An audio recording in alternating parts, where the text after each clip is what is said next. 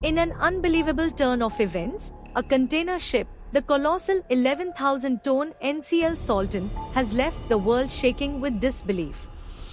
This monstrous vessel, meant for the open sea, has inexplicably run aground and scraped its bow so close to a humble Norwegian man's house that it's now an integral part of his backyard.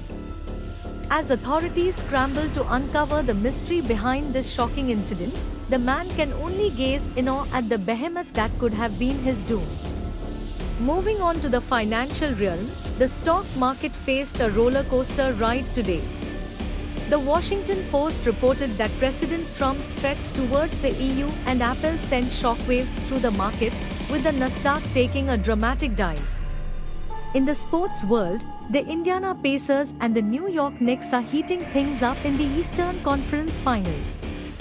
As they battle it out in Game 2 tonight, fans across the nation are on the edge of their seats, eager to witness what happens next.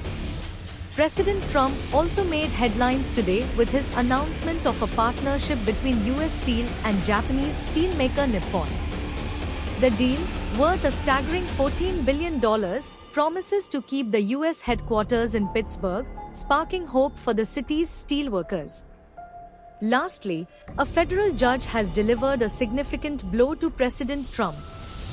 In a ruling that has sent shockwaves through the legal community, it was decided that Trump's executive order against the Jenner and Block law firm, a move many saw as politically motivated, is unconstitutional.